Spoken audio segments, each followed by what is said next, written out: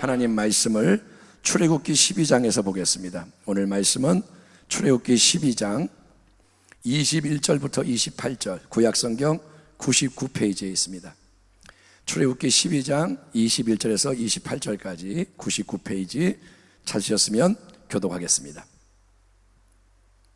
21절, 모세가 이스라엘 모든 장로를 불러서 그들에게 이르되 너희는 나가서 너희의 가족대로 어린 양을 택하여 유월절 양으로 잡고 우슬초 묶음을 가져다가 그릇에 담은 피에 적셔서 그 피를 문 인방과 좌우 설주에 뿌리고 아침까지 한 사람도 자기 집 문 밖에 나가지 말라. 야훼께서 애굽 사람들에게 재앙을 내리려고 지나가실 때에 문 인방과 좌우 문설주의 피를 보시면 야훼께서 그 문을 넘으시고 멸하는 자에게 너희 집에 들어가서 너희를 치지 못하게 하실 것임이니라. 너희는 이 일을 규례로 삼아 너희와 너희 자녀 자손이 영원히 지킬 것이니 너희는 야훼께서 허락하신 대로 너희에게 주시는 땅에 이를 때에 이 예식을 지킬 것이라. 이후에 너희의 자녀가 묻기를 이 예식이 무슨 뜻이냐 하거든 너희는 이르기를 이는 야훼의 유월절 제사라. 야훼께서 애굽 사람에게 재앙을 내리실 때에 애굽에 있는 이스라엘 자손의 집을 넘으사 우리의 집을 구원하셨느니라 하라 하매 백성이 머리 숙여 경배하니라. 같이 읽겠습니다. 이스라엘 자손이 물러가서 그대로 행하되 야훼께서 모세와 아론에게 명령하신 대로 행하니라. 아멘. 아멘 합시다. 아멘. 저는 오늘 보혈의 능력 아래 거하고 행하라, 이런 제목으로 하나님 말씀을 나누고 기도하기 원합니다. 사랑하는 성도 여러분, 이스라엘 백성이 애굽에서 노예가 돼서 430년 동안 고통을 당합니다.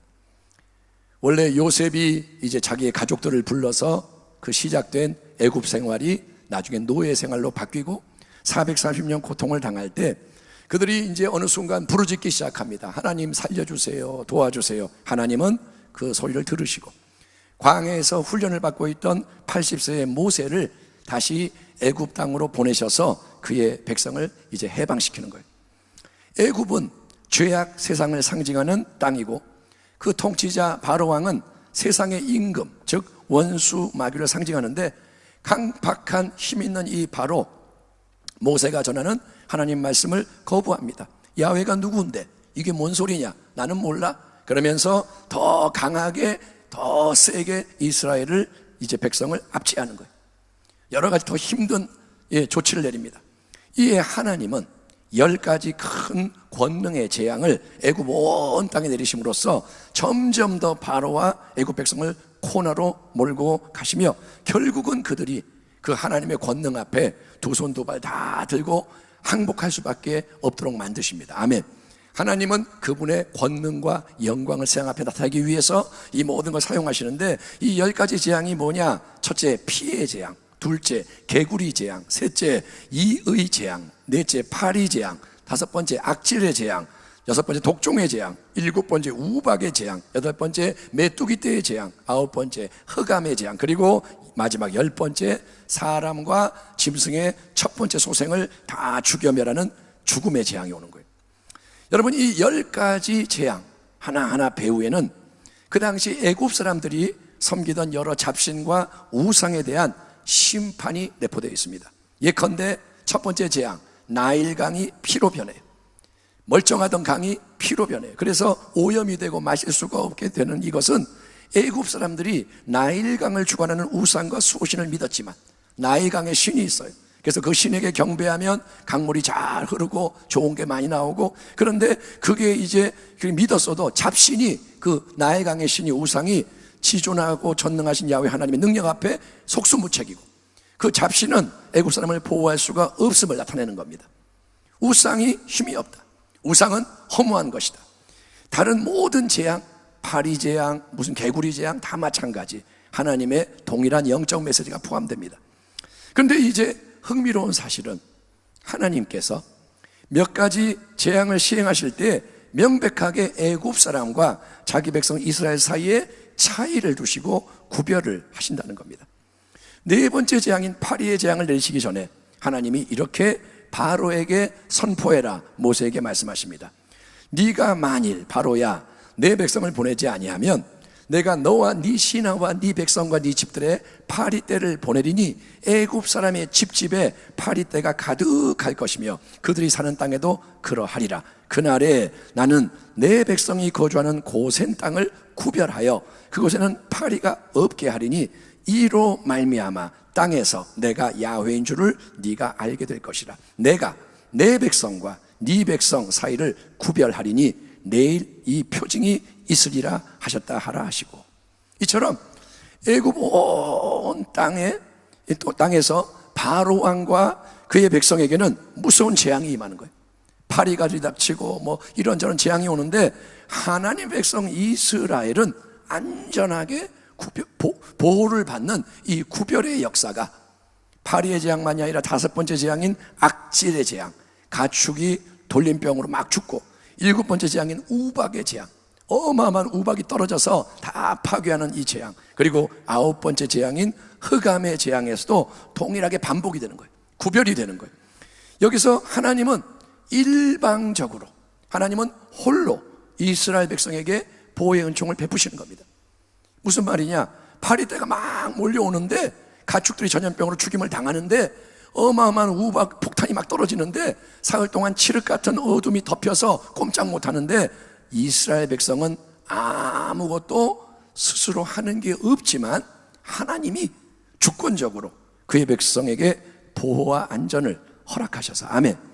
이스라엘 백성이 뭐 하는 게 없는데 그냥 하나님이 애굽 사람과 다르게 대우하시면서 애굽 사람에게는 그대로 임하는 해와 고통이 조금도 임하지 않도록 하나님이 역사해 주신 거예요.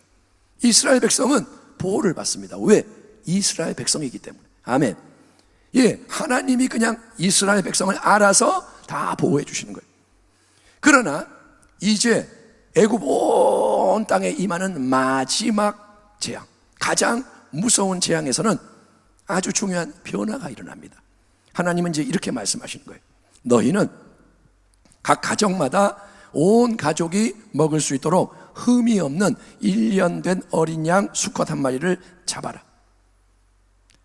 어린 양 한 마리를 같이 먹을 수 있도록 식구끼리 다 모여서 잡아라. 그리고 그 어린 양의 피는 양을 먹을 그 집에, 너희가 모여있는 집에 좌우 문설주와 문임방, 그러니까 집의 출입구를 지탱하는 좌우에 세워져 있는 이 기둥과 두 기둥과 그 위에 가로되어 있는 수평으로 놓여있는 이 기둥 세 부분에 피를 쫙 발라라. 그러면 하나님께서 그날 밤에 애굽 온 땅을 두루두루 다니시며 집집마다 들어가서 모든 처음 태어난 생명, 사람의 생명, 장자, 그리고 짐승의 첫 번째 생명, 첫 소생 다 쳐서 죽이실 때 어린 양의 피가 문설주와 문이마에 바르져 있는 것을 보면 그 집에는 들어가지 않고 그 집은 그냥 넘어가신다. 아멘. 그게 뭐냐? 유월이란 말이에요. 유월, 넘어간다. 유월절, 하나님이 건너뛰신다, 봐주신다. 그래서 초태생이 멸망당하는 재앙이 다 임하는데 거기는 임하지 않게 하실 것이다. 그래서 모세가 이스라엘 장로들을 불러다가 오늘 우리가 읽은 본문의 명령을 전달하는 겁니다. 모세가 이스라엘 모든 장로를 불러서 그들에게 이르되 너희는 나가서 너희의 가족대로 어린 양을 택하여 유월절 양으로 잡고 우슬초 묶음을 가져다가 그릇에 담은 피에 적셔서 그 피를 문 임방과 좌우 설주에 뿌리고 아침까지 한 사람도 자기 집 문 밖에 나가지 말라. 야훼께서 애굽 사람에게 재앙을 내리려고 지나가실 때에 문 임방과 좌우 문설주의 피를 보시면 야훼께서 그 문을 넘으시고 멸하는 자에게 너희 집에 들어가서 너희를 치지 못하게 하실 것입니다. 성도 여러분, 그러니까 이전의 9가지의 재앙에서 이스라엘 백성은 그냥 가만히 있습니다. 그런데 하나님이 홀로 주권적으로 역사하셔서 위험으로부터 보호받고 잘 통과하게 하시던 것과는 달리 이제 마지막 10번째 가장 큰 재앙에서는 하나님이 이제 어떻게 하시냐? 예, 하나님은 이스라엘 백성에게 어린 양의 피를 각 가정마다 모이는 곳마다 그 정확히 지정된 곳에다 발라야 한다. 피를 발라라. 그리고 그 피가 발라진 집 안에 거해야 한다. 밖으로 나가지 마라. 이렇게 말씀하시는 거예요. 여러분, 누가 어린 양을 잡아야 되나요? 누가 그 피를 취해서 발라야 하나요? 하나님이 어린 양을 피를 직접 이스라엘 백성의 집집마다 발라주시는 게 아니라는 거예요. 하나님이 피를 바르시는 게 아닙니다. 여러분, 또 모세나 아론이 집집마다 다니면서 신방 가서 교패를 붙여주듯이 피를 발라주는 것도 아닙니다. 여러분, 장로님들이 대표로 자기 집 어린 양의 피를 바르면 되는 것도 아닙니다. 하나님이 여러분 원하시는 것, 명하시는 것은 아주 단순하고 명료합니다. 이전까지 이스라엘 백성에 속해 있던 사람을 하나님이 먼저 알아서 구별해서 보호해 주셨지만, 이전까지는 하나님이 그냥 어린아이를 돌보듯이, 애들은 그냥 돌봐줘야 되잖아요. 애들은 그냥 먹여줘야 되고 알아서 해줘야 되는데, 이제는 하나님이 이스라엘 백성의 각 사람과 가정이 스스로, 한번 따라합시다. 스스로. 이게 변한 거예요. 스스로. 각자가 스스로 하나님 명령하신 말씀을 듣고 순종을 해야 되는 거예요. 그 전까지는 말씀을 듣고 순종하는 게 없었는데, 이제 하나님이 마지막에 요구하는 건 뭐냐? 자, 내 말이 이거니 행해라. 순종해라. 남이 어린 양을 대신 잡아주는 게 아니고 가정마다 스스로 어린 양을 준비를 해야 돼요. 어린 양, 가장 흠없는 좋은 양을 찾아서 그 피를 문설주와 문인방에 바르라는 거예요. 어린 양의 피를 발라라. 아멘. 어린 양의 피를 반드시 발라라. 어린 양을 잡아서 피를 바르려면 귀찮잖아요. 그러면 그냥 빨간색 물감을 칠하면 어때요? 그러면 겉으로 보면 빨가니까 비슷하잖아요. 아니요, 여러분. 그거는 하나님 말씀에 대한 참된 순종이 아닙니다. 그냥 비슷하게 흉내냈어요. 피 대신에 그냥 물감을 좀 발랐어요. 빨갛게. 그러면 되나요? 아니요. 그거는 하나님이 명하신 순종이 아니기 때문에 보호받지 못합니다. 경건의 모양, 보호받지 못합니다. 그러면 어린 양을 잡아서 피를 바르긴 하는데, 문설주 문인방 다 바르지 말고 한쪽만 조금만 이렇게 발라서 성의만 표시하면 어떨까요? 약식으로 순종하면 어떨까요? 약식으로. 다 하지 말고 약식으로. 아니요. 약식의 순종은 내가 인간의 생각을 집어넣은 혼합주의. 그거는 포도주에다가 맹물을 타가지고 이거 좋은 포도주예요 하는 것과 똑같은 거짓말입니다. 여러분, 결국은 불순종이라는 거예요. 여러분, 약식 순종 없습니다. 내가 못하니까 조금만 순종, 성의만. 아니요, 성경은 그렇게 말하지 않습니다. 여러분, 하나님이 명하시는 것은 이제 이게 필요하다 이거예요. 이제는 때가 됐다. 이게 중요하다. 그래서 어린 양을 잡아서 그 피를 각 가정마다 문설주와 문인방에 지시한 대로 바르라는 거예요. 이제는 니네가 움직여야 한다. 순종해야 한다. 왜냐? 그 피, 왜 하는지 몰라도 그 피를 발라놓으면 그게 영적으로 증표가 되는 거예요. 아멘. 그게 하나님 앞에서는 중요하다는 거예요. 나는 이해를 못하지만 하나님의 나라의 원리가 있는 거예요. 그래서 이 피가 증표가 돼서 죽음의 사자가, 가장 무서운 생명을 뺏어가는 그 존재가 애굽 온 땅을 쫙 돌아다니면서 장자, 짐승의 첫 소행을 가차없이 죽일 때, 죽음의 사자가 만나면 장자는 무조건 죽이는 거예요. 장자 탁 알아봐요. 짐승 탁탁 다 죽여요. 그런데 그 피가 발린 집은 이제 여러분 건너뛰는 새 은혜가 허락되기 때문인 거예요. 아멘. 그 피가 있어야 건너뛴다는 거예요. 그리고 이스라엘 백성의 모든 사람은 이 밤에 해야 할 일이 뭐냐? 아무도 어린 양의 피를 바른 집을 떠나면 안 돼요. 아무리 피를 잘 발라놨어도 여러분, 그 피가 발라져 있는 집 밖으로 나가면 아무 소용이 없는 거예요. 나 피 발랐어요, 잠깐 나갔다 올게요. 아니요, 나가면 안 된다는 거예요. 하나님의 백성은 계속 피가 발라져 있는 집 안에 거함으로써 어린 양 피의 능력으로 보호를 받아야 합니다. 아멘. 그러니까 모두가 순종해야 되는 거예요. 피를 바르는 사람만 순종해야 아니라 거하는 사람 다 순종해야 돼요. 성도 여러분, 이스라엘 백성이 유월절날 하나님 말씀대로 집에 바른 어린 양의 피, 유월절이 유월절 되게 만든 그 어린 양의 피, 그들의 생사화복을 결정짓는 소중한 피, 그 피가 있느냐 없느냐에 따라 살고 죽는 게 바뀌는 거예요. 그 피는 우리는 압니다. 영원하신 하나님의 독생자 예수 그리스도께서 하나님의 참된 어린 양으로서 우리를 위해, 아멘, 친히 갈보리 십자가에서 흘리신 그분의 보혈을 예표한다는 거예요. 아멘. 어린 양의 피는 뭐냐? 예수님의 피예요. 아멘. 예. 근데 참 어리석은 게 뭐냐? 우리는 예수님의 그 보배로운 피를 믿음으로 사용하지 않고 있다는 거예요. 한번 생각해 보세요, 여러분. 언제 여러분은 보혈을 생각하세요? 언제 여러분 예수의 피, 보혈을 생각하세요? 언제 입에서 예수의 피, 보혈 이 말이 나가나요?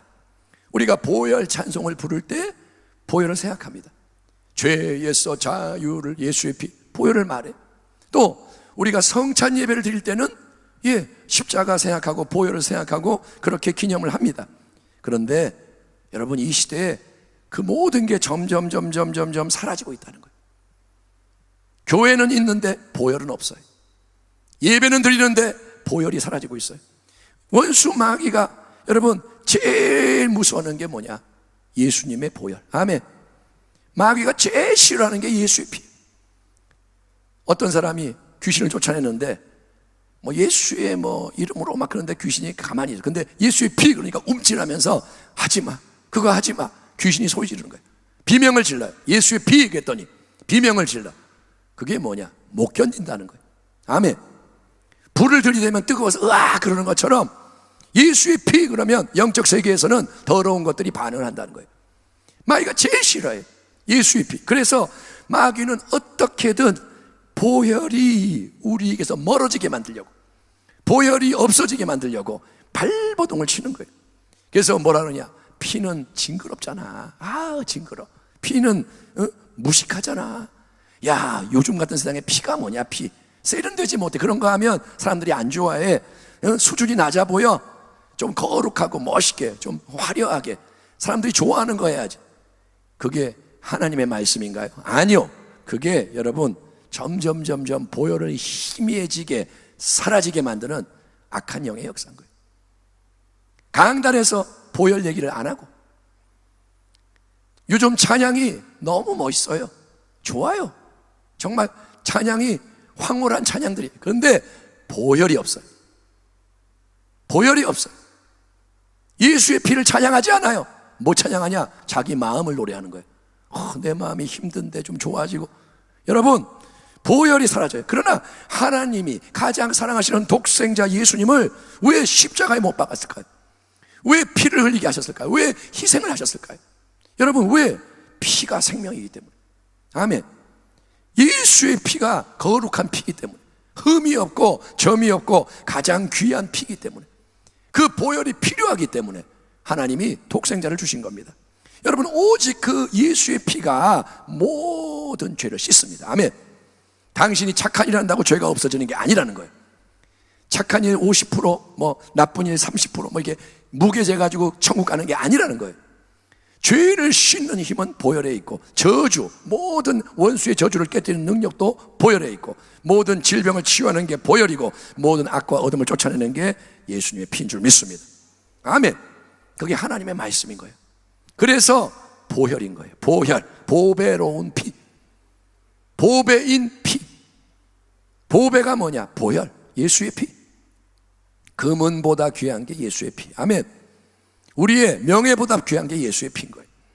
그러므로 여러분, 예수님의 보혈을 진짜로 사랑하기를 축원합니다. 아멘. 보혈을 사랑해야 돼요. 맛있는 음식 내가 좋아하는 거 있으면 막 먹으려고 그러잖아요. 보혈을 사랑해야 돼요. 예. 그리고 그 피를 수시로 뿌리고 바르고 덮고 흐르게 하기를 축원합니다. 아멘. 예수의 피가 넘쳐나게 하라는 거예요. 보이지 않지만 믿음으로. 아멘. 믿음으로. 여러분, 요즘 세정제 열심히 딱 쓰잖아요. 어디 가면 세정제 있으면 손 비비고 자꾸 왜 하냐, 세균 없애려고.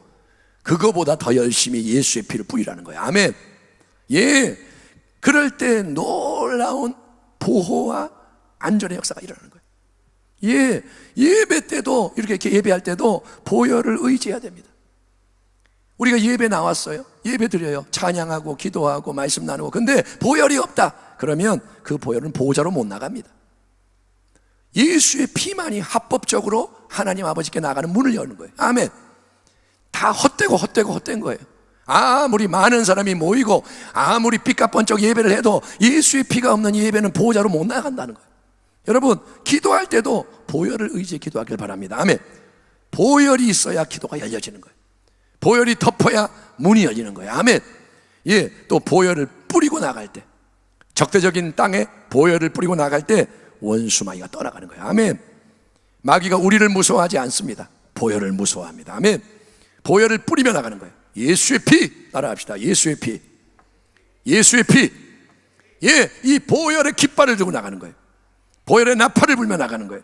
그럴 때 마귀가 힘을 잃어버리고 뒤로 물러가고 새로운 문이 열리고. 아멘. 그게 뭐냐? 싸움이라는 거예요. 이겨야 문이 열리는 거예요. 예, 보혈을 뿌리고 나가야 관계가 회복이 돼요. 누군가 엉켜 있어요. 저 사람은 나를 미워하구나, 저 사람은 싫고 부담스럽고, 보혈을 뿌리고 나가야 그 속에 역사하는 원수가 떠나가는 거예요. 아멘. 보혈을 뿌려야 이 눈앞에 있는 문제의 실타래가 풀어지는 거예요. 왜 문제가 안 풀리지? 하나님의 능력인 보혈을 사용하라는 겁니다. 그래야 해방이 되는 거예요. 아멘. 여러분, 보혈로 바르고 통과를 했을 때 이제 바로왕이 무너지는 거예요. 바로왕이 뭐냐? 이제는 항복, 해방. 이스라엘 백성, 하나님의 백성 부디 떠나주십시오. 그래서 이스라엘 백성이 애굽의 재물을 탈취하면서 나가는 거예요. 그냥은 못 나가, 봄을 내놔. 그래서 승리자로서 나가는 거예요. 지난 주일날 우리가 하나님의 보호하심에 대한 말씀을 나눴습니다. 하나님은 지존자입니다. 아멘. 전능자세요. 아멘. 하나님보다 높은 분이 없고 하나님보다 강한 분이 없어요. 근데 그 하나님의 은밀한 곳, 깊은 곳, 아무도 들어갈 수 없는 그곳, 하나님의 펼쳐진 날개의 그늘 아래 거해야 안전과 보호를 받습니다. 아멘. 하나님 저기 계시고 나 여기 있으면 보호 못 받아요. 하나님 안에 들어가야 보호를 받아요. 그런데 여러분, 이 보호의 중심에 뭐가 있느냐? 예수님의 보혈이 있다는 거예요. 아멘. 하나님이 나의 하나님이 되시고 내가 하나님의 은밀한 곳에 거하려면, 그분의 날개가 내 위에 펴지려면 여러분, 보혈을 믿음으로 사용하기를 축원합니다. 지금은 하나님이 한 사람 한 사람 자기의 믿음을 돌아보라고 기회를 주시는 거예요. 이렇게 못 모이니까 이제 어떻게 하느냐? 나 혼자 하나님 바라보는 거예요. 골방을 세우고 기도를 해야 되니까, 교회 못 나오면 골방에서도 기도를 해야 될 거 아닙니까? 그게 뭐냐? 하나님의 뜻인 거예요. 네가 이제 영적 근육을 만들기 원한다. 남에게 휩쓸려 다니는 신앙이 아니라 네가 사막에 혼자 있어도 예배드리는 자 되기 원한다. 그리고 하나님은 가정을 돌보기 원하시는 거예요. 아멘. 예, 지금 지혜를 얻으십시오. 예, 대면 예배, 모여서 예배, 이게 중요하지만 지금 왜 하나님이 이런 시간을 주시는가? 모여서 뜨겁게 예배드리는 것만이 중요한 게 아니라 아무도 없어도 예배드리는 게 중요한 거예요. 아멘. 그래서 여러분, 지혜를 받으시고 계속 자기를 살피고 가정을 돌보는데, 그러나 자기만을 위해서 믿지는 마십시오. 내 가정만 챙기면 되는 게 아니고 이제 우리는 어떻게 하냐? 보혈, 예수님이 피 흘리신 그 위대한 은혜의 능력을 여러분 온 땅에 넘치게 할 줄 믿습니다. 교회를 위해 기도해 주세요. 아멘. 지금 이렇게 홀로 예배 드릴 때도 교회를 위해 계속 기도해 주세요. 우리가 교회입니다. 아멘. 움직이는 교회라는 거예요. 여러분, 내가 지금 성전에 못 나가니까 마음이 아프잖아요. 교회를 위해 눈물을 흘리며 기도하는 거예요. 평소에 눈물 안 흘렸잖아요. 평소에는 그렇게 귀하다고 못 여겼잖아요.